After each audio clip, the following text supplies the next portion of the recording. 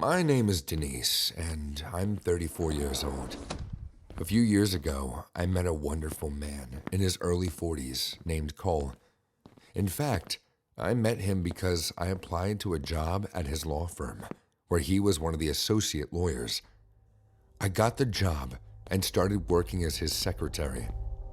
I know pleasure and business should never be mixed, but sometimes the heart wants what it wants. And Cole and I quickly realized that we had a natural chemistry which simply couldn't be ignored. He asked me out, and I accepted, and long story short, we became a couple. It was still working as his secretary, though. I was no less professional due to the fact that I was dating my boss. And the thing is, Cole was no less demanding either. Nevertheless, we got along so well that this duality was never a problem to us. We were perfectly capable of separating the waters. Months passed, and Cole asked if I wanted to live with him. I was thrilled with the idea, but there was a big problem, if I'm allowed to call it that. I lived with my mother, and she was confined to a wheelchair. She was in a car accident when I was in my early 20s, and she lost her ability to walk. And besides that, her brain suffered from minor injuries too.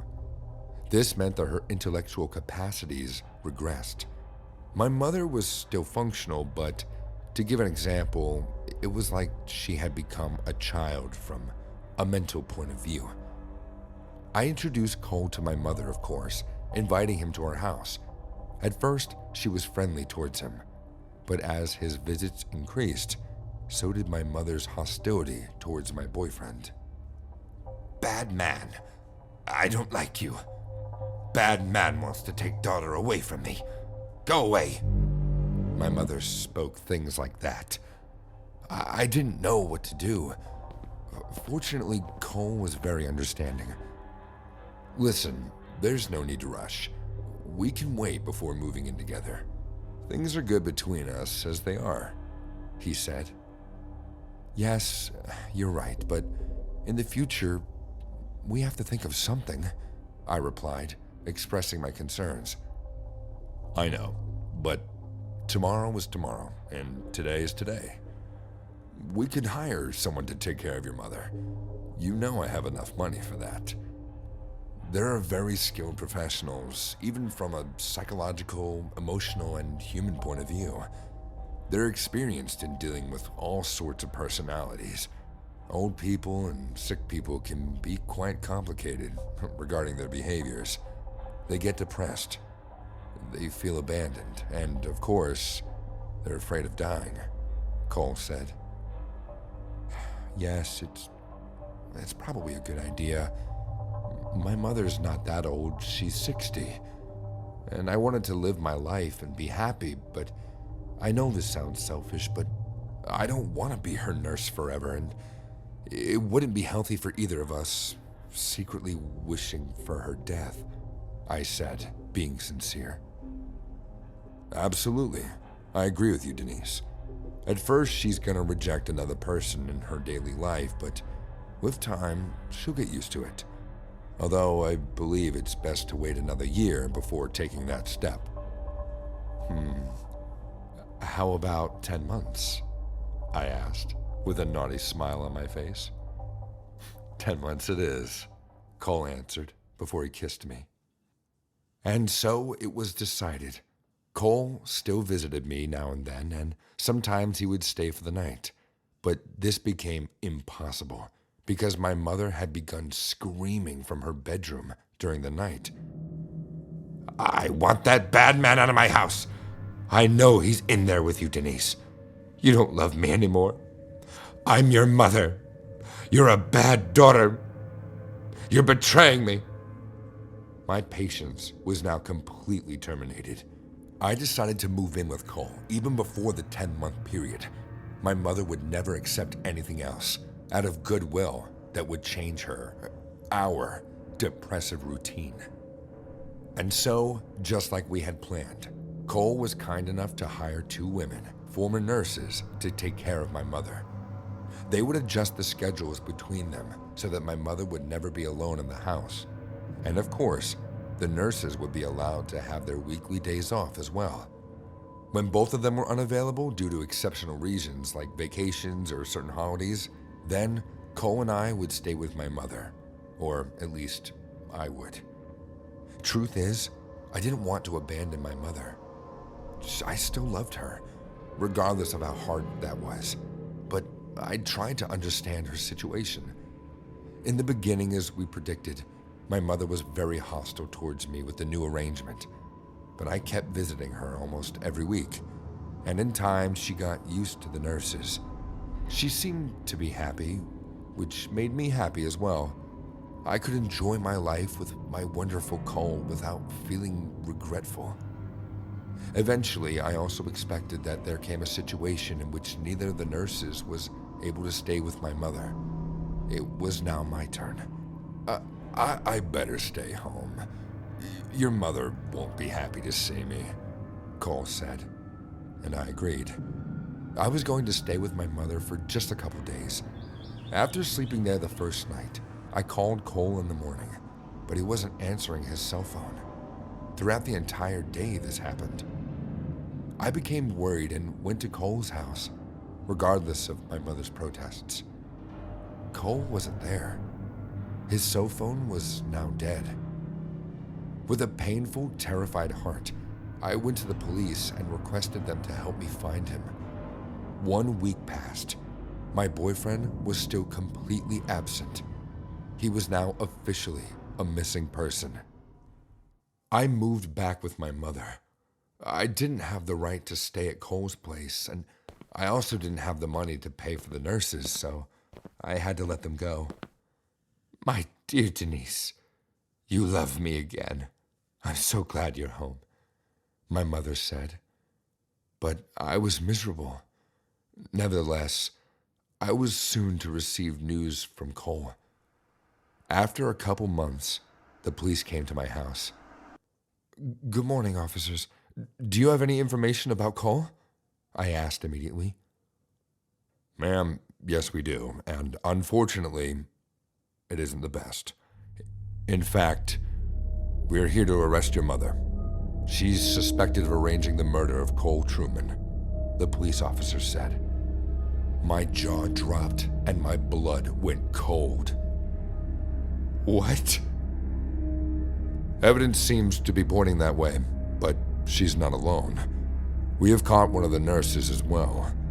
We are still on the lookout for the others. The officer barged in to arrest my mother.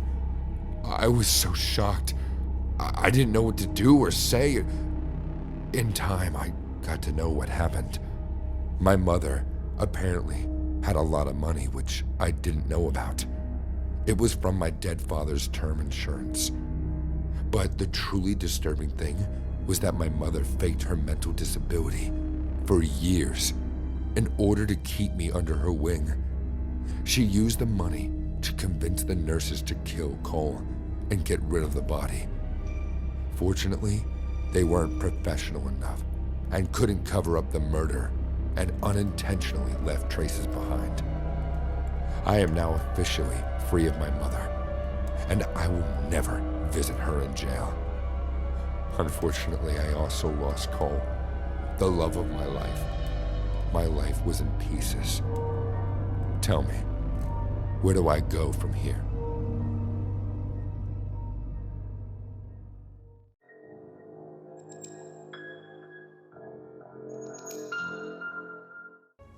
I woke up feeling uneasy.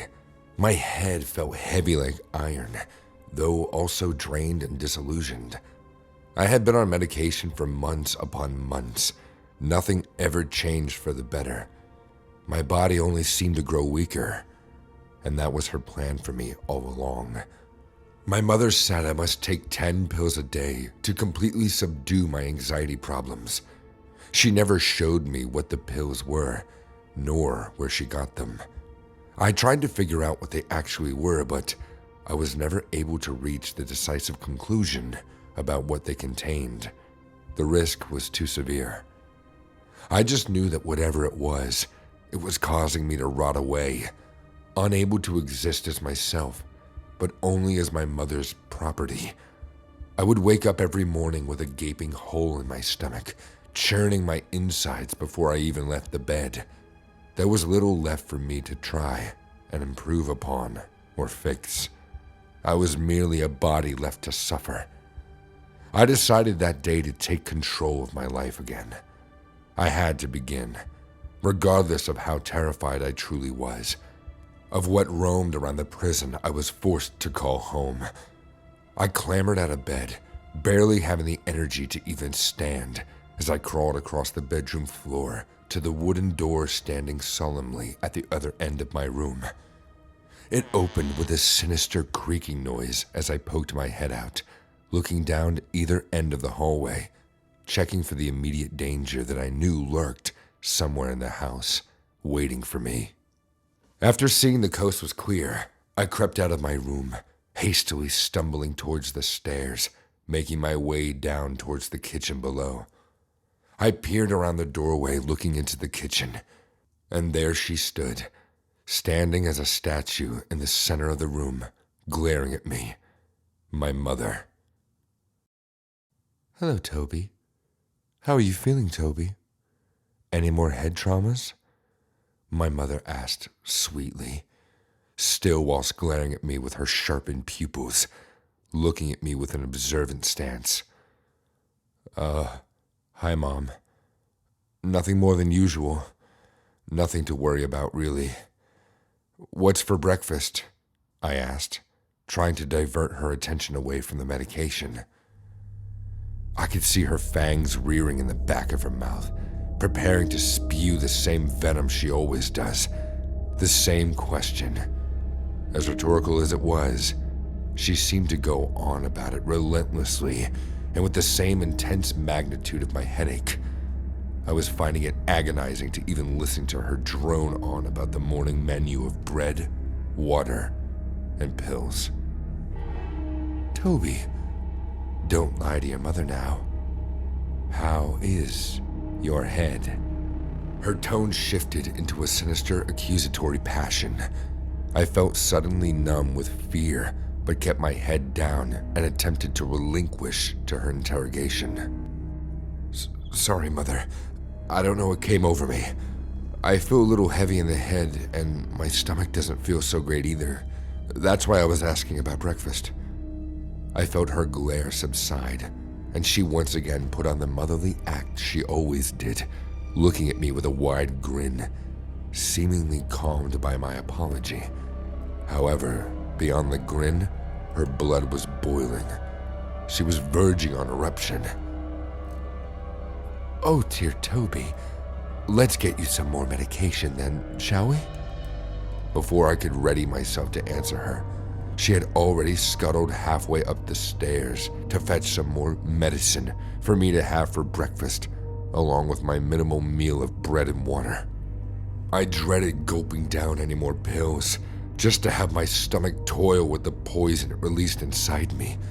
So this time, I was going to try and escape it. I truly believed that I would be able to hide them in my mouth, if only the pills had been smaller. "Toby, here are your pills. Wolf them down quickly so I can leave for work." She slapped them down on the table with a vicious hand gesture, hassling me to take them swiftly so she could be on her way. I grabbed every pill in one great handful and shoved them deep into my mouth, burying them under my tongue. As I did so, I felt them soften against the underside of my tongue. The contents would release if I held them there too long. Mother needed to leave soon. When Mother asked me to open my mouth wide so she could check to see if I had swallowed, I did so with a nervous shudder, expecting only the worst to come. I could feel her gaze set upon the very back of my mouth. Oh God, I thought. She'd seen them. She leaned backwards slowly. Her smile darkened into a foul look of hatred. "Toby, what did we say about liars?" Her stare was lifeless and piercing. I lifted my head, my eyes devoid of all remaining hope, and stared into her dead eye and muttered under my breath.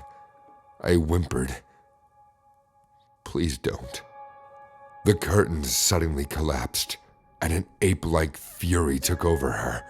She stooped deeply into a furious rampage, grasping my arm with her spindly fingers. She ripped me straight out of my seat. Then in one bulk of emotion, she grabbed a nearby metal pot and launched it into the back of my skull. But before it could connect, I flung my body to the floor to dodge the blow. The look in her eyes amassed into two balls of flaming anger, penetrating my very soul as I pulled away from her bony grasp and sprinted towards the doorway with incredible haste. I could escape. This was my chance. I reached the hallway, my mother close behind, tailing me with the pot raised above her head.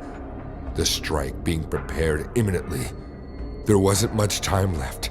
If I didn't escape now, Mother would hold back with pummeling me into a thick pile of flesh, to then feed upon for the next few days. It was now or never. I grabbed the doorknob of the front door. I twisted it with a shaking grasp, the panic surging into me with the might of a charging rhino. I heard a click. The door swung open, and I fell back, startled by the vision of daylight. I had been locked inside ever since my mother's brain broke. That was over 10 years ago, when Father was still alive. I heard her footsteps boom through the corridor. The sound urged my legs to move in a rapid motion straight out of the doorway, out onto the street, and into the freedom that came with it.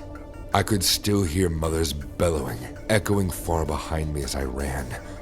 I didn't stop running. I couldn't stop running. Fear had injected itself into the ravines of my mind.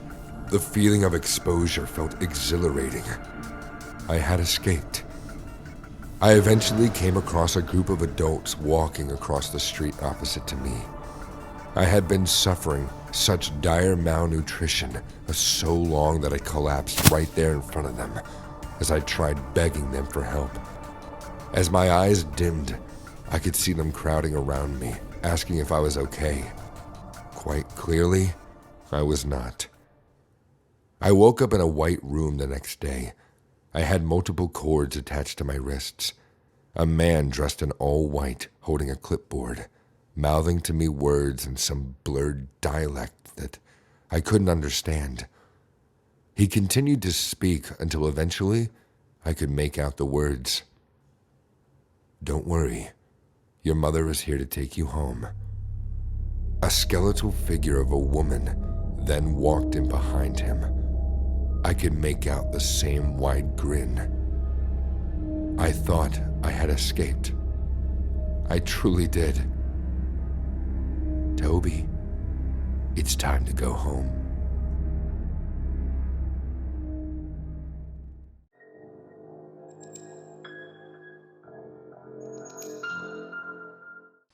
My young eyes followed the buzzing bug that flew from the dinner table all the way up to the light that offered illumination to our meal, and I wondered what such freedom was like. It was something I always thought about when I was 8 years old. The atmosphere at the table was sharp as lightning, forcing us all to anticipate a yelling order or a shriek of exasperation from Mother's lips. But all three of us at the table maintained a deathly silence as we waited on our meal. It was past 6 p.m., and it was our first meal of the day. Mother said it was good that way because our body was the temple of God, and God did not like his temple stuffed with too much food, which would end up in waste. Not even when we complained to Mother that our stomachs hurt from starving did she budge. She had an explanation for it. "It's God's way of preparing you for his kingdom, you piece of shit," she would cuss. "In heaven there is no eating, and you would have to live without food. Be grateful I'm giving you these lessons." So we only ate once a day. And even when we ate, Mother always seemed so angry. We never saw Mother eat until that day, and she would lock herself up in her room when we ate, and her words were law that we did not trespass her door with our corrupt bodies filled with earthly food. She had 3 of us, and I was the youngest. My brother Jonas was 16 and my sister Kendall was 12. But you could never tell because we were always so scrawny from having too little to eat. The bug landed on the lamp, and it blanched suddenly. I sensed it was burnt by the heat of the lamp as it slowly fell off its flight course. My mouth watered for the bug. If it fell, it would be a great addition to my meal, I thought to myself. The bug mocked my expectations as it picked itself up from the fall and jolted back towards the light. "Come down here, stupid," Jonas muttered, smacking his lips. His words drew my attention, and when I looked at him, I saw his eyes were also on the bug. Kendall caught my gaze when I looked at her. The knowledge we both shared was immediate. We all wanted it. We were so hungry. What was the yapping about? Mother asked as she walked towards us, carrying the steel plate in her hands. All three of us looked at each other and maintained our silence. My stomach growled, and I suppressed it with a whimper. My senses immediately turned keen when the smell of potatoes filled my nostrils. The feeling was of savage desire for food. My muscles constricted and expanded in want, but it was usual, so I didn't give too much attention to it beyond that. I watched Mother walk over to the table and set the steel plate down. On the plate were portions of potatoes, mashed into a pudding, separated into 3 batches no more than the size of Jonas's fist. There was hesitation, which I did not notice because I was so dizzy from hunger. "Stay away from that plate, demon!" She barked at me when I reached over to have a piece of the food. I cuss you in your lust for food! "My stomach hurts," I meowed, shirking back into my chair when the pang of hunger intensified from her bawling. "Mom, Jasmine's stomach hurts," Jonas said. I knew there was trouble in the very moment he had spoken those words, standing up for me against Mother. Young as I was, I sensed the air was filled with tangible heaviness. My stomach loosened, and my body began to tremble from being so hungry. Yet there was the threat that we'd have to eat nothing that day because Jonas had spoken for me. Mother had done it before. She had kept us 3 days in the house with no food because Jonas had done a bad thing. I looked to my older brother, and he did not seem afraid. Jonas had a steely look in his eyes, and he stared up at Mother, who had barely sat on her seat on the table. She hovered on the seat, perplexed by his disrespect. I flushed with embarrassment at the thought of the entire sour mood being my fault. "What did your gutter mouth just utter?" Mother barked at Jason, even though her rigid eyes looked through our faces from child to child. Kendall's expression had become upturned, and she had an appearance of dismay. I sensed my own face become hot, and my nostrils were sore from the pain of holding back my tears. When Mother pushed the chair away from underneath herself and stood up to full stride, it was terrifying because the heft of her body covered the light above us. Mother's face was transformed when she was angry. Her wrinkles etched deeper, forming strange contours that made her appear bestial to my young eyes. I was still hungry, as I had not eaten the entire day, but my fear of what Mom might do replaced my hunger. What I felt were sharp slashes of angst in my stomach, and my breath was shallow. "Speak to me, you demon of food! You unholy creature!" Mother barked. And of all the things that I dreaded the most, it was the sincerity of her conviction. We were demons that food only fueled, and it was only a matter of time before she decided she would not anymore.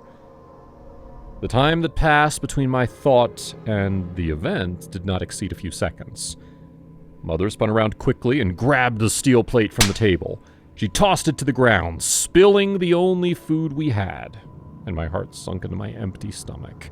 "I will kill all of you before you have demons strong enough to challenge me," she barked, pointing her fingers in all our faces. She immediately reached her hands into the cutlery bowl, startling all of us. Kendall screamed, and I bawled. Jonas was still. "Where are the forks and the knives?" Mother squealed with maniacal enthusiasm. Kendall rushed over from her side of the table to mine, and she covered me in her embrace. Still, I saw what happened next through the gap in her arm. I saw Jonas stand up abruptly from where he had sat. He brought his hands quickly from his pants, and the steel blade of the knife caught the glint of light which reflected into my eyes. He brought down the knife with vicious swiftness on Mother's back. The sound of the knife stabbing into flesh affected me, and I shut my young eyes when he did it. Mother's dead. We can have all we want to eat now. I'm starving, Jason said with an air of finality when he was done. I saw nothing of it, so it didn't affect me so much when a new sensation flushed through me at his words. I wondered if the bug felt the same when liberated.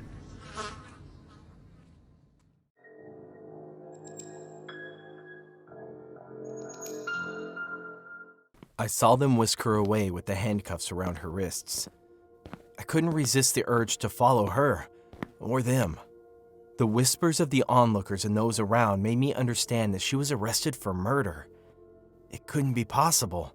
I left her alone for only 2 weeks. What could have happened? She got into the detective's car and they drove away.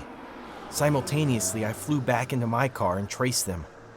They arrived at the police station in little time. I saw her wince as they dragged her out of the car into the station. I stepped out of my car and followed them. No one questioned me or even seemed to notice me. Everyone was buried in their own business. I wanted to protest and say Lucy, had nothing to do with whatever was going on. They led her to the interrogation room, and I followed them and slid into the other side of the room, watching them from the glass. "Why did you kill him?" They struck the first question, and I watched. Lucy didn't respond. She chose silence and stared at her fingers, playing with her nails. The detective sighed. He narrated the scenario, recounting how she moved in with the victim 2 weeks before. My chest stung at those words, and breathing became difficult for me. I looked around at those who occupied the room with me and hoped they didn't see the change that occurred. They didn't. Their eyes were fixed on the interrogation going on. I returned my focus to it too. The detective talked about how Lucy lived with the old man, the victim, for exactly 2 weeks on the night he died. He said she drugged the man with too much sugar. He was a type 1 diabetic. And from the day she moved in, she replaced his insulin shots with supplements. Apart from that, she fed him with calculated amounts of sugar. He concluded that her goal was to make the man hyperglycemic. Of course, when that became bad, he started to develop kidney stones. Rather than take him to the hospital, Lucy just left the man and continued to give him increased shots of the supposed insulin. Of course, the man believed her. She was always his nurse before she became his mistress in those 2 weeks. "Why did you do it? For his inheritance?" The man asked Lucy again, and she didn't respond. Her resolve to remain silent was strong. The man stared at her, frustrated. After a while, she raised her head and said, "I'll speak only to the head of your department." The detectives interrogating her sighed, and all eyes in the other room were fixed on me. I stared at them for a while before I understood. Of course, I was the head of the criminal department. Of course, that was why no one looked at me or shook when I entered the station. I exited the other side and entered the interrogation room itself. Lucy's face lit up as she saw me. I sized her up and watched the light in her eyes dissipate to fear, and soon after, her face was blank again. I took the seat of the man who was previously asking the questions. He stood at the other side of the room watching the both of us. "Tell them I didn't do it," Lucy whispered, and I stared. Her eyes screamed at me to say something, but what was I supposed to say? Did she expect me to tell everyone under me that she was my girlfriend and I trusted her enough not to commit murder? After a while, I simply said, "What happened?" I nodded my head slightly. Lucy started.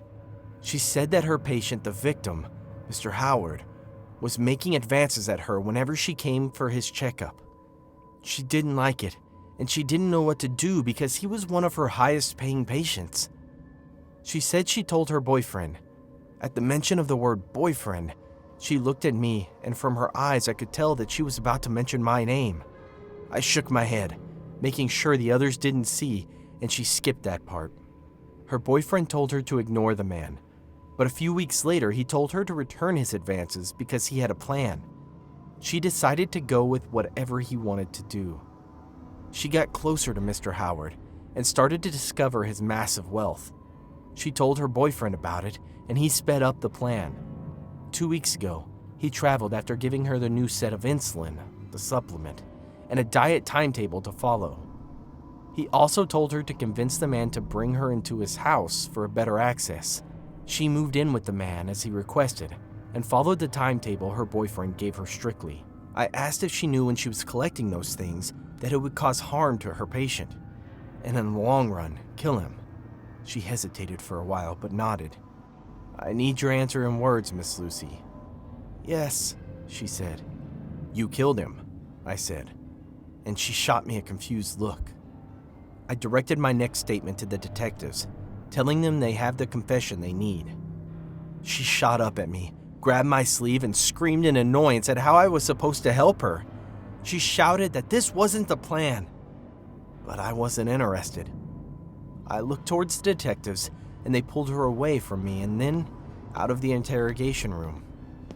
It was easy to tell that they were taking her to prison. Her case was soon to be in court. She had confessed her crime.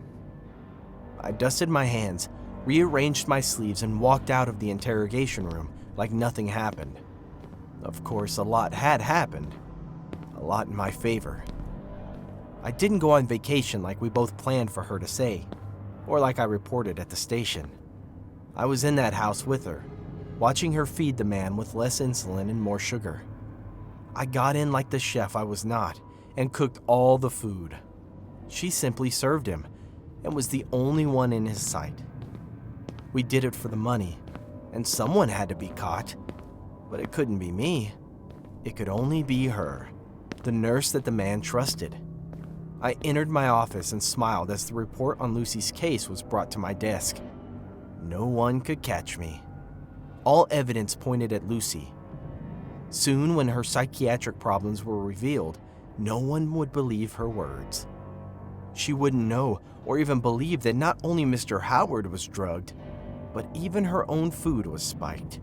Spiked with drugs that would tweak her mental system and turn her insane.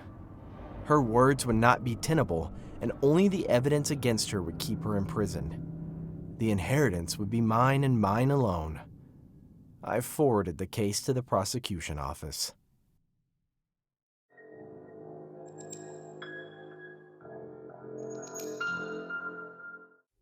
Sometimes the most deadly of weapons come in the smallest of packages. We never know what could be out to get us. Sometimes our killers might be hiding in plain sight, or even inside us. I watched Dr. Richards intently as he flipped through the pages of my patient chart. I was nervous as I felt a cold sweat run down my spine. He was taking too long to respond, and I knew that was never a good sign. I was shocked when he broke out into a smile as he turned to me and said, "Well, good news, Jeremy. Kidney stones are gone," he said to me, and I felt my nod freeze up at his words. I couldn't believe what he was saying. I've been battling with kidney stones for the past 2 years of my life, and now here I was, being told that the rest were gone. "You mean they're gone completely?" I said to him with excitement, and I watched as he let out a sigh as he went quiet. Well, that was never a good thing, as I went on to ask, "What is it?" He sighed as he went on to explain, "Well, I don't mean to alarm you, and this isn't a big issue, but there's still part of the stone left in your kidney. We can take it out, but we'd have to insert a probe through your urethra," he said, and I winced at the thought of the doctor seeing me down there. "Is there any other option?" I asked him quickly. "Well, you can leave it alone. You can lead a long and healthy life with it. Doesn't seem to be causing any trouble. But the surgery is recommended just to be safe," he said. And I only scoffed. "No, thank you. I think I've been embarrassed enough as it is. I've already lost everything. My dignity's all I had left," I said to him. "Well, since you don't want the surgery, then I guess that's all. Then it means that I can discharge you now," he said. And I nodded my head, relieved to finally get to go home. I knew that there were those who would call me stupid for not taking the surgery, but I was sure that the doctor was only overreacting to what was the worst that could happen with a tiny, small stone. My sister came to pick me up later that day, as she refused to allow me to take the bus. To be honest, the kidney stones had ruined my life and relationships. My sister was the only one who was still sticking around. We came to a stop at my house, and she helped me get out of the car. We made our way inside the house, and she helped me sit down on the couch. "Be careful. Don't need you breaking a hip and ending up back there," she warned, and I rolled my eyes before letting her leave. It wasn't like I had much else to do anyway. I groaned as I took out the list of foods that my doctor had advised me to avoid. I watched my weight, but I like to eat what I wanted to, and when I was given restrictions, it was always hard for me to follow. My right side was sore for the next few days, and I tried hard to stick to the new regimen I was given, but it was increasingly impossible. On the 4th day, I gave in and ate some steak and had a chocolate bar. What was the worst that could happen if I ate it once?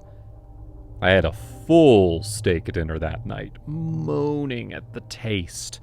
I had always been a fan of red meat, and having missed out on it for the last 6 months, I ate 2 steaks on my own. After I was done, I waited to see the side effects, but nothing happened. I smiled. I should have known that the food charts and doctors' concerns were a bit over the top. I went to bed content that night, knowing that the doctors were lying. I was woken up several hours later when I felt a sharp pain in my abdomen. I tried to ignore it at first, but then the pain returned. This time it was more intense than before. My eyes flew open as I sat up in bed. I heard my stomach grumble loudly as I reached out to touch it, but winced as I felt the spot become tender.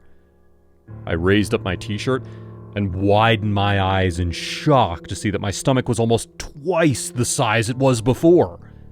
I tried to stand up on my feet, but stopped as they wobbled slightly. It seemed that the stones hadn't passed after all. I reached for my bedside table to retrieve some medication and gulped down 2 pills. I was relieved when the pain stopped after a moment, but that wasn't going to last, as only a moment later I heard my stomach growl once more. I stumbled out of bed as I made my way over to the bathroom. I stumbled onto the toilet seat. I sighed, feeling the coolness beneath my skin. I felt as though there was something that was crawling under my skin.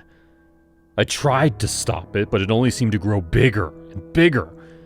I could feel myself getting weak as bile rose up in my throat. I couldn't control myself as I threw up all over the tiled floor. I could see black dots covering my vision as I tried to pee, but it felt as though my bowels were clogged. I stumbled to my feet as I made my way to the sink. I gasped at the sight of my yellow eyes. I could feel the stones inside me getting larger as they pressed down against my bladder. I threw up once more all over the bathroom counter. I felt my feet wobble as I fell to the floor. I tried to stand back up again, but I could no longer feel my legs. I was frozen as the stones fully pressed down on my bladder and the pee rushed out of my body. My body began to convulse as I felt the large stone move through my body.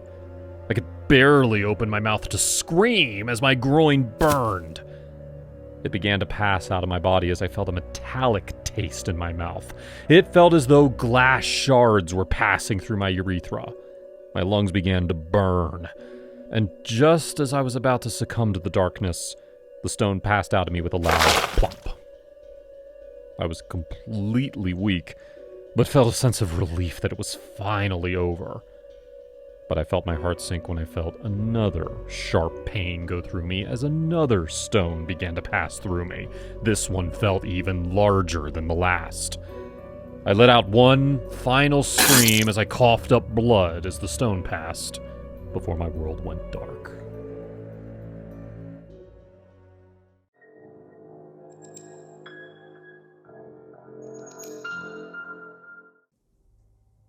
I may be old, an ancient being to the youth of humanity, but by no means should I have to have been put through such vile, downright disgusting treatment in my final place of resting. Before the scythe comes to take me into the plane of reality beyond our own, My wife had died as of late 2022. Just last month, in fact, she had just turned 70, and we were celebrating with the whole family, until all of a sudden, she dropped to the floor, hit her head on the side of the table, and we all watched in awe as her fragile skull split open like a chestnut in a microwave, and blood started pooling around the floor. Many in the family gained a horrific sense of PTSD, unlike that of any other, and the grandkids, they stayed home for weeks. The day they went, the first words they spoke to their classes was, "Granny's head cracked open." The teachers sent them home instantly and told the parents that they would not return unless they stopped scaring the other children. As for myself, I could barely survive without her. We had come from an era where I would work and she would take care of the home, though society had moved on, and we had accepted that. Old habits die hard, and even in retirement, we seemed content with this way of life. I was almost 80. I should have been the one to go first. She would have been okay, but as for myself, I was sent into a care home. We didn't have a whole lot of money left, and our pensions could barely cover the cost of living anyhow, under the economic crisis we're hammered with today. This left me with a rather shoddy care home, with its reviews quite literally privatized, so people couldn't see how awful the place really was. I detested the fact that I was being sent to one, but I feared my family's hatred of me for bearing my failure to look after myself on them. So I obliged. And less than a month ago, I was wheeled in to begin the final few steps of my life.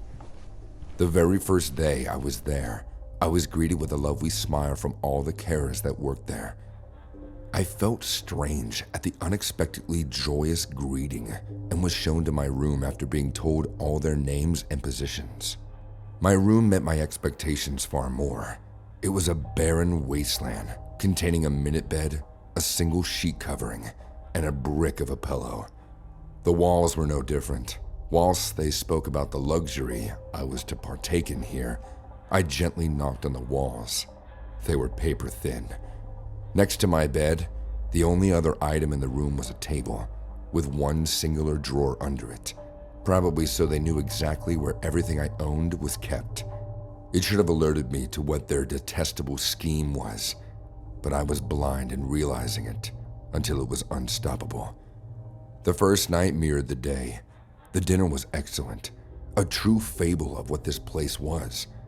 We were gorged with plenty of meat, vegetables, warm drinks, all sat around one table as we stuffed our faces. There was something unnatural about it all. However, by the time I was back in my room, falling asleep on my rock of a bed, I suddenly began to feel my stomach curdle. My insides felt like a complete mess, and the next day I was considerably low on energy after the night of restless slumber. Yet for the entire week, every single night we would be fed a feast, and we would eat that feast, leaving nothing to spare. The contents within the food were absurd for such an elderly audience, but as I said, there was something unnatural in the atmosphere. The staff even seemed to take glee in watching us smother our stomachs in the grease of the food. They all seemed to smirk as we finished. Each night, I would go back to my room lying on the same bed, feeling tighter and tighter strains grip my insides, squeezing them with such an immense passion that it created a storm of pain that swirled about with the acid of my stomach and the overly saturated kidneys.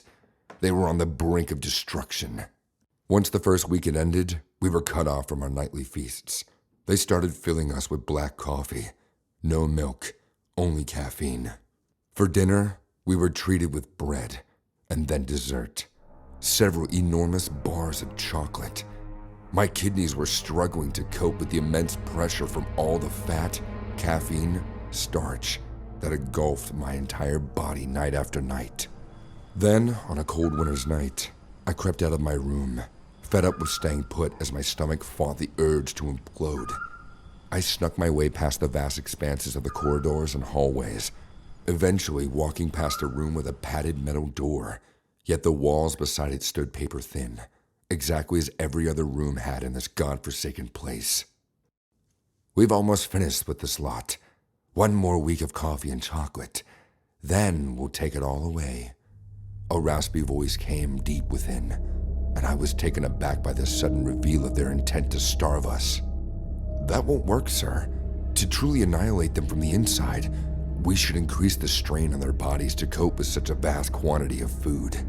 You give a pig an elephant, and if it's hungry enough, the pig will eat until satisfaction. But humans don't have a boundary for satisfaction.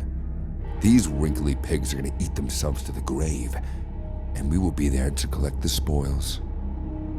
Fine. We'll continue to feed them, but when one dies, so do the rest. You understand? I felt the employee nod. Then suddenly I felt his footsteps face towards the door, and he started walking towards it. Before I could take in what I just heard, a loud crash came from behind. I suddenly felt my body collapse to the floor, my head slamming against it. And before I could shut my eyes in agony, I looked up.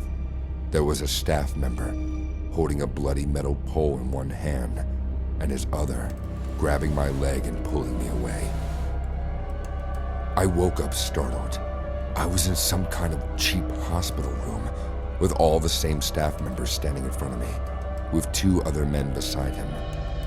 You have a kidney stone, sir. The man on the left spoke in a raspy undertone. Oh my.